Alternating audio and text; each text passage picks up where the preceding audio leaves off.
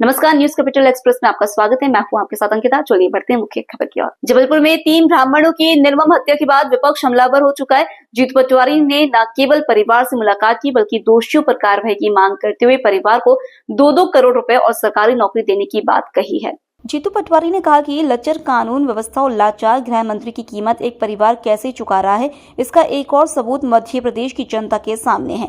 Mohan ji Puri #BJP सरकार को इन आंसुओं में डूबकर मर जाना चाहिए।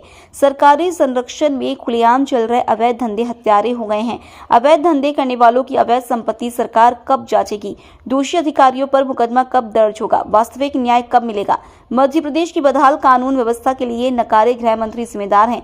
कटनी के बीजेपी विधायक ने बदमाशों से मिन्नतें कर गृह मंत्री के मुंह पर करारा तमाचा मारा है।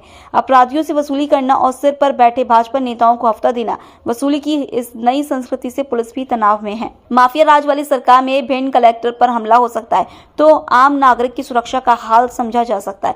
कांग्रेस कानून व्यवस्था की बदहाल स्थिति के खिलाफ जबलपुर में एक निर्णायक आंदोलन करेगी ताकि वसूली में व्यस्त भाजपा सरकार को जगाया जा सके। जबलपुर क्षेत्र में कानून व्यवस्था की अनियंत्रित हालात चिंता बढ़ा रहे हैं। कांग्रेस परिवार के साथ पुलिस प्रशासन के स्थानीय अधिकारियों को बेकाबू हालत की जानकारी दे दी है।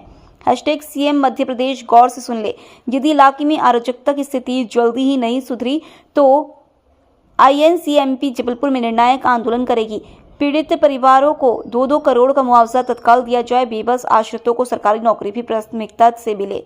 देश गरीबी, महंगाई, बेरोजगारी के चिंताजनक दौर में दाखिल हो चुका है, लेकिन भाजपा लूटने और बेचने में लगी है। मोदी सरकार के बजट में हर बार देश को निराश ही किया है। कम से कम इस बजट में किसानों की समस्याओं को दूर किया जाना चाहिए। जो जबलपुर में हत्याकांड हुआ, अगर इसके लिए कोई एक दोषी है तो प्रदेश का गृह मंत्री।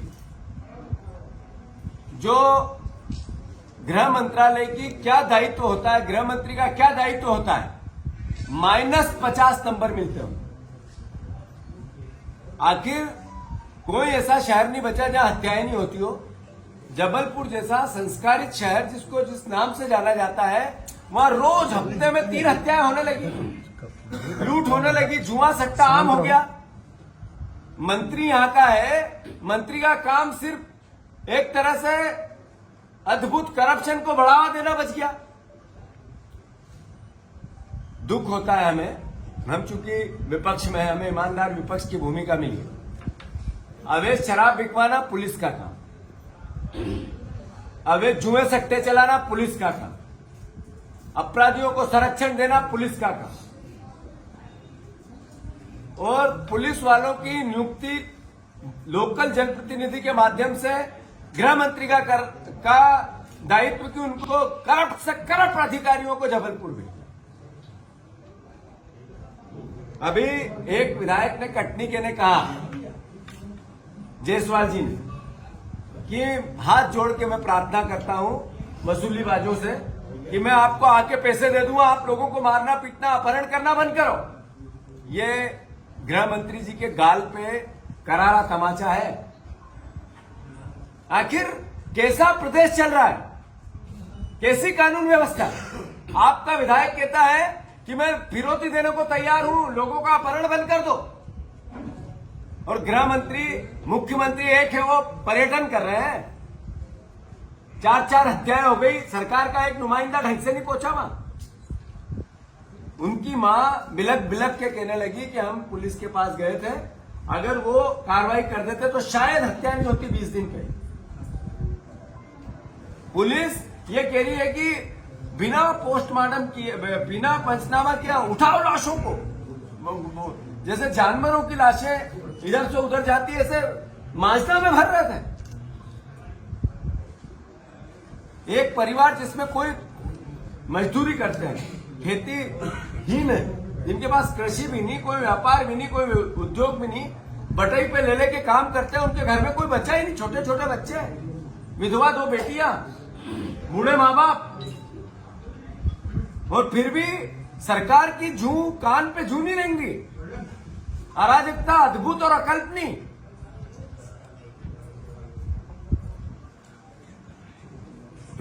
पहला सरकार है ऐसी। जो मैंने कहा कि गृह मंत्री, मुख्यमंत्री लाचार है कि गृह मंत्री को नहीं हटा पा रहा, मोह में, लालच में। जबलपुर ऐसा एक शहर बन गया जिसमें मां नर्मदा की छन्नी को करने के लिए बीजेपी और उसके माफिया तंत्र एकदम उतारू है।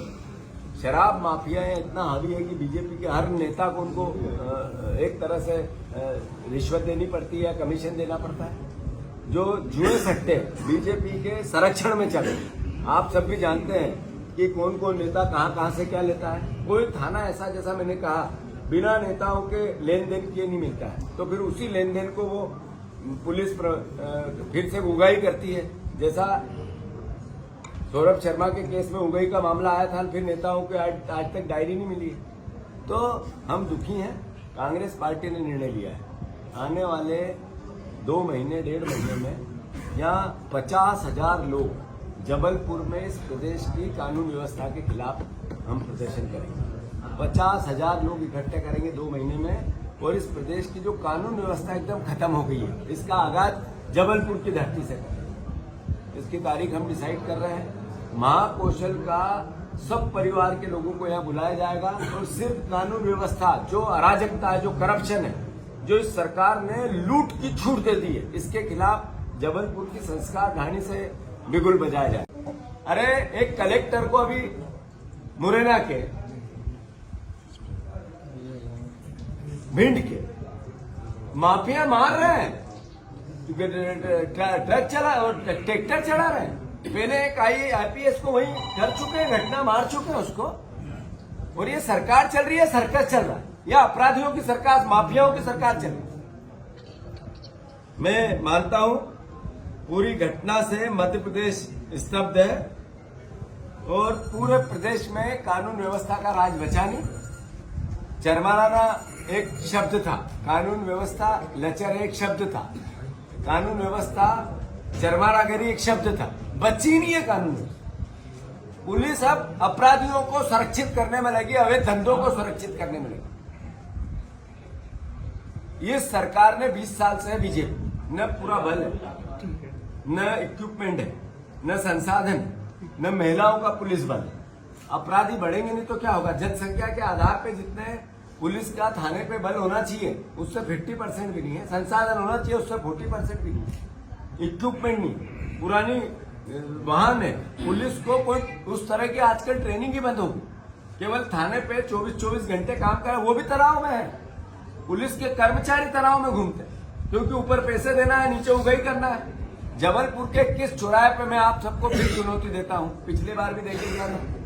8 दिन पहले मैं पत्रकारों को चुनौती देके गया था, आपने एक ने भी फोन नहीं किया मुझे वापस कि बिना पैसे से कोई भी ऑफिस में आप काम करवा सकते हो तो मुझे बता देना। मैं फिर आप सबको चुनौती देके जा रहा हूं।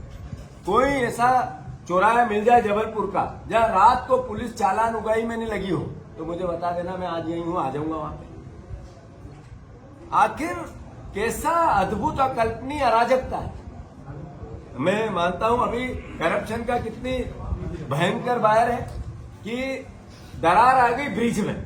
यहाँ के PWD मिनिस्टर वो कहते हैं तो रखने पड़ती है, वो इतने बड़े इंजीनियर हैं कि वो खुद PWD मिनिस्टर होने का दरार तो चाहिए, थोड़ा छेद चाहिए उसमें। ये किस देश के किस कॉलेज से पढ़ के आए हैं, मैं समझ से परे है। मैं मानता हूं कि मुख्यमंत्री जितनी अभी जापान गए हैं तो उसमें बैठे हैं अपनी टॉप स्पीड कौन सी बुलेट ट्रेन, और खुश हो रहे हैं, और क्या ट्रेन है, क्या ट्रेन है। पहले गाड़ी में बैठ के आए थे अमेरिका की, ऐसी गाड़ी हवा जैसी चल रही, सुना रहे थे किससे। अभी मैंने सुना वहां पे, किससे सुना रहे सबको कि बुलेट ट्रेन में बुलेट ट्रेन, उतनी बुलेट ट्रेन की स्पीड से कर्ज लेने की तैयारी चल रही। देश सबसे बड़ा कर्जदार देश बन गया, सबसे बड़ा बेरोजगार देश बन गया। आत्महत्या पहले देश में किसान सबसे ज्यादा करते थे, उनसे बढ़कर युवा करने लगे क्योंकि बेरोजगारी। नरेंद्र मोदी जी का पूरा बजट फिर ये मैसेज देता है कि हम तो हमारे दो की सरकार चल रही है, ये सूट बूट की सरकार चल रही है, उद्योगपतियों की सरकार चल रही है। नरेंद्र मोदी जी ने भाषण में देश समृद्ध दिखता है, नरेंद्र मोदी जी के वक्तव्यों में देश समृद्ध दिखता है, पर नीचे जमीन पे हर वर्ग परेशान है। किसानों को 1 रुपए की सहायता नहीं है, जो गरीब और मिडिल क्लास के लोग महंगाई की मार जूझ रहे हैं, जो परिवार के लोग सरकार से इस बात की आस लगा के रखते हैं कि हमें अलग अलग प्रकार से सरकार मिडिल क्लास और गरीब का ध्यान देगी। इस बजट में 0 बटे सन्नाटा। नरेंद्र मोदी जी ने एक बार फिर ये महसूस करा दिया देश को कि वो अडानी जी और अंबानी जी के लिए ही काम करते हैं। जबलपुर आरएसएस पोस्ट विवाद में रानी दुर्गावती विश्वविद्यालय में इस तरह के पोस्टर 2 दिन पहले एनएसयूआई के कार्यकर्ताओं ने लगाए थे। इसके बाद विश्वविद्यालय ने सिविल लाइन थाना पुलिस ने एनएसयूआई के प्रदेश उपाध्यक्ष सहित 3 लोगों के खिलाफ शिकायत दर्ज करवाई थी। शनिवार रात को सिविल लाइन थाना पुलिस ने अमित मिश्रा सहित उनके अन्य साथियों को गिरफ्तार किया और थाने ले आई। वहीं जानकारी मिलती पूर्व मंत्री और विधायक लखन घनघोरिया के साथ सैकड़ों समर्थक देर रात को सिविल लाइन थाने पहुंचे और 2 घंटे तक धरना दिया। इसके बाद पुलिस ने एनएसयूआई के कार्यकर्ताओं को थाने से ही छोड़ दिया। सिविल लाइन थाने में पूर्व मंत्री के साथ कांग्रेस कार्यकर्ताओं ने करीब 2 घंटे तक धरना दिया, जो कि सुबह तक चलता रहा। वहीं रविवार की सुबह एक बार फिर पुलिस ने प्रदेश उपाध्यक्ष अमित मिश्रा सहित अन्य लोगों को घर में घुसकर गिरफ्तार किया और फिर उन्हें कोर्ट में पेश किया। हालांकि कोर्ट से उन्हें जमानत मिल गई है। इस पूरे मामले को लेकर एनएसयूआई ने अब जबलपुर पुलिस के खिलाफ आंदोलन छेड़ दिया है।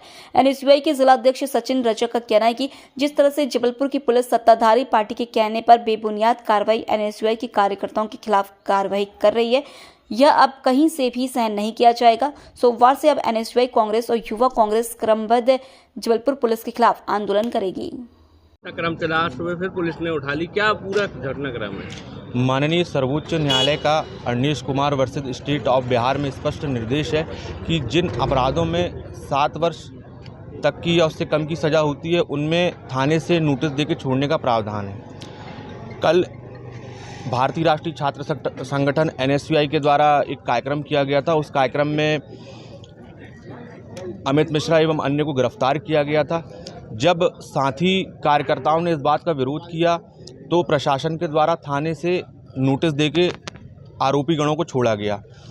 सत्ता के दबाव में आज पुनः इन्हें गिरफ्तार करके माननीय न्यायालय के समक्ष पेश किया गया। जब माननीय न्यायालय को हमने इस बात से अवगत कराया कि उपरोक्त अपराध में 7 वर्ष से कम का कारावास है और पुलिस ने Arnesh Kumar versus state of Bihar में प्रतिपादित सिद्धांत का पालन नहीं किया है, तो न्यायालय ने हमारी इस बात को देखा और इन्हें 20,000 की जमानत पर रिहा करने का आदेश दिया। श्रीकांत विश्वकर्मा अधिवक्ता। भैया ये एक बार था, कल 8 बजे से क्राइम ब्रांच उठा के ले गई थी, फिर लगभग 3 बजे रात में धरना प्रदर्शन सिविल लाइन थाने में विधायक जमीन पर बैठ के धरना प्रदर्शन किए। ऐसे क्या मजबूरियाँ रहीं जो दबाव इतना है कि छोड़ा नहीं जा रहा था?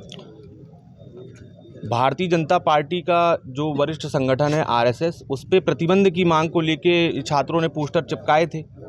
उसमें कोई भी ऐसी आपत्तिजनक चीज़ नहीं थी कि जिस पे आरोप बनाया जाए, क्योंकि प्रदेश में भारतीय जनता पार्टी की सरकार है और पुलिस प्रशासन जो है वो भारतीय जनता पार्टी की कठपुतली बन के काम कर रहा है। भारतीय जनता पार्टी के दबाव में, आरएसएस के दबाव में इन एनएसयूआई के कार्यकर्ताओं को उठाया गया था, जिसके विरोध में हमने वहाँ प्रदर्शन किया कि जब Arnesh Kumar versus state of Bihar में स्पष्ट प्रावधान है जमानत देने का, तो इन आरोपियों को जमानत दी जाए। लेकिन पुलिस प्रशासन सत्ता के दबाव में इतना दबा हुआ था कि इन्हें जमानत नहीं दे रहा था। धरना प्रदर्शन करने के बाद पुलिस प्रशासन ने इनको थाने से जमानत दी और अपने ही आदेश से वो पलट गए। पुनः इनको सवेरे वापस गिरफ्तार कर लिया और माननीय न्यायालय के समक्ष पेश किया और इनके परिजनों को गिरफ्तारी की सूचना नहीं दी। जब न्यायालय ने ये पुलिस की कमियां पाई तो न्यायालय ने 20,000 की जमानत का आदेश दिया। कितने शिकायत करी थी? उनका कहना है कि आरडीबीबी से शिकायत हुई थी। रानी दुर्गावती विश्वविद्यालय के जो कुल सचिव महोदय हैं उनके द्वारा एक पत्र जारी किया गया था, जिसको विश्वविद्यालय प्रशासन का एक कर्मचारी लेके गया था। उनका ये कहना था कि शासकीय कार्य में इन्होंने बाधा उत्पन्न करी है। विश्वविद्यालय तो एक सार्वजनिक क्षेत्र है जहाँ छात्रों का आना जाना लगा रहता है।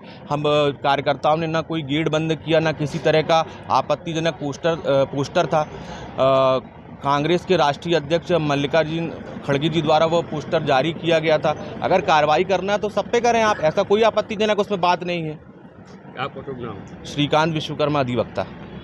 क्राइम ब्रांच पुलिस ने उठाई थी, लगभग 3-3:30 बजे तक का सिविल लाइन थाने में हंगामा चला। पूरा घटनाक्रम क्या है? सबसे बड़ा दुख का बात यह है कि एक हमारे छात्र संगठन का सबसे बड़ा पदाधिकारी जो जबलपुर में प्रदेश का उपाध्यक्ष है, उसको पकड़ने के लिए एक छोटी सी धारा पर क्राइम ब्रांच का जाना पड़ रहा है। क्राइम ब्रांच का रात के 10 बजे जाना, उसको गिरफ्तार करना और रात के 3 बजे छोड़ना। लगातार 5 घंटे का प्रदर्शन चला। उसके बाद 3 बजे माननीय विधायक जी के 3 घंटे के प्रदर्शन के बाद उनको छोड़ा गया। पुनः से पुनः से सवेरे फिर क्राइम ब्रांच ने वहाँ पर उनके घर जाके गिरफ्तार किया कि ऐसा क्या दबाव है, ऐसा क्या भारतीय जनता पार्टी आरएसएस का दबाव है, ऐसा कौन सा घटनाक्रम कर दिया कि क्राइम ब्रांच को इस पर संदेह लेना पड़ रहा है, उसको छापा मारना पड़ रहा है और गिरफ्तार करना पड़ रहा है। इससे हमको दुख बहुत व्याप्त है। अनिश्चितकालीन के लिए लगातार 24 घंटे के बाद जो आंदोलन होने जा रहे हैं, अब वो क्राइम ब्रांच के खुलासे भी करेंगे और थाने के खुलासे करेंगे और एसपी महोदय की अब कान में जू गूंजेगी कि विपक्ष क्या होता है। सचिन रजक, जिला अध्यक्ष अनुसार। आज केंद्रीय वित्त मंत्री निर्मला सीतारमण ने वर्ष 2025-26 का बजट पेश किया है। इस बजट में मध्यम वर्गीय परिवारों को राहत दी गई है, जिसके चलते अब भारतीय जनता पार्टी इस बजट को ऐतिहासिक और आम जनता को खुश करने वाला बजट बता रही है। वहीं इस बजट को लेकर लोक निर्माण मंत्री राकेश सिंह का मानना है कि यह एक ऐसा बजट है जो समाज के हर वर्ग की आशाओं और विकसित भारत के अटल संकल्प की आकांक्षाओं को पूरा करता है। मंत्री का कहना है कि यह ऐतिहासिक बजट है जो किसान, मजदूर, नौकरी पेशा और अन्य वर्गों की आशाओं को पूरा तो करता ही है, इसके साथ साथ हर वर्ग को विकास की मुख्य धारा से जोड़कर स्वावलंबी भी बनाएगा।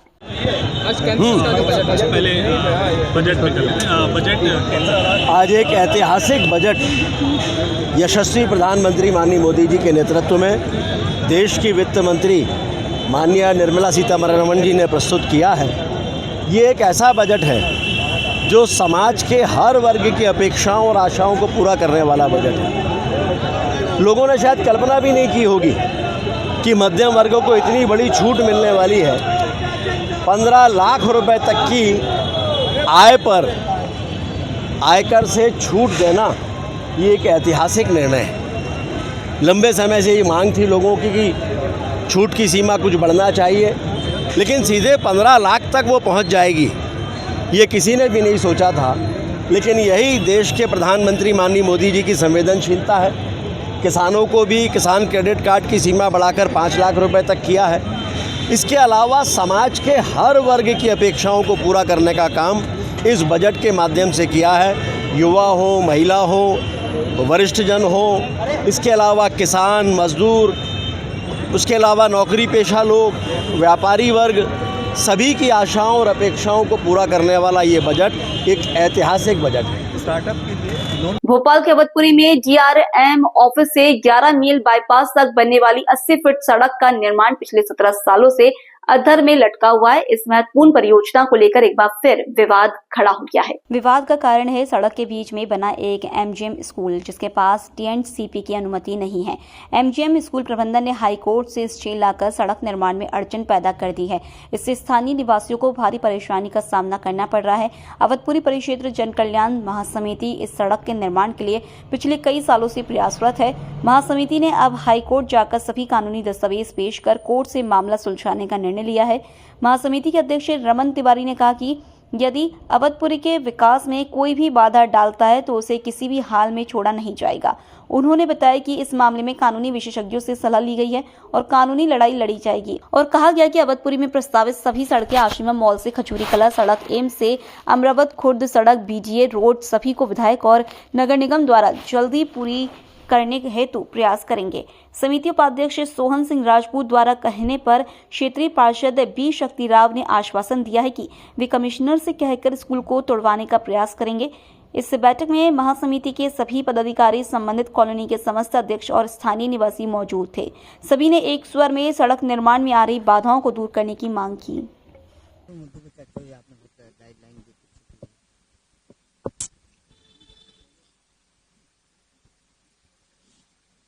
मैं प्रिंसिपल जज फैमिली कोर्ट खंडवा से रिटायर होकर के मई 2023 से इस क्षेत्र में निवास कर रहा हूँ। बहुत खुशी हुई थी। ये अप्रोच रोड बन रहा था जो क्षेत्र की जनता के लिए बहुत उपयोगी था। 2 दिन पहले पता चला कि माननीय उच्च न्यायालय से जो कार को रोका गया स्टे ऑर्डर पास हुआ है, उसमें विद्यालय प्रबंधन तो नहीं, इनकी जो सोसाइटी है इन्होंने माननीय उच्च न्यायालय में याचिका प्रस्तुत किया है और उसमें 6 लोगों के विरुद्ध 6 रिस्पोंडेंट हैं, उनका जवाब आया है और सुनने के उपरांत माननीय उच्च न्यायालय द्वारा स्थगनादेश जारी किया गया है। उसमें इन लोगों ने तथ्य को छुपाते हुए याचिका प्रस्तुत किया था कि वास्तव में जो कार्रवाई चल रहा है लंबे संघर्ष का परिणाम है, लेकिन जो कार्रवाई सड़क निर्माण शुरू हुआ है वो गिफ्ट डीड के आधार पर शुरू हुआ है। इन लोगों ने गिफ्ट डीड को छुपाते हुए, के तत्व छुपाते हुए, लीगल ग्राउंड उठाते हुए कि शासन ने बिना भूमि अर्जित किए उस पर सड़क निर्माण प्रारंभ कर दिया है, ये लिए अवैध है। और जब रिस्पॉन्डेंट गण, नगर निगम, मध्य प्रशासन और पीडब्ल्यूडी के लोग के द्वारा जवाब रिप्लाई पेश किया गया तो उसमें बताया गया कि नहीं, इन लोगों ने हमको भूमि गिफ्ट किया है। अब उसके उपरांत अब इनका ये कहना हो गया कि वो गिफ्ट डीड सक्षम अधिकारी द्वारा नहीं लिखा गया है और गिफ्ट डीड रजिस्टर्ड नहीं है, इस कारण उसके आधार पर स्वतंत्रित नहीं होता है।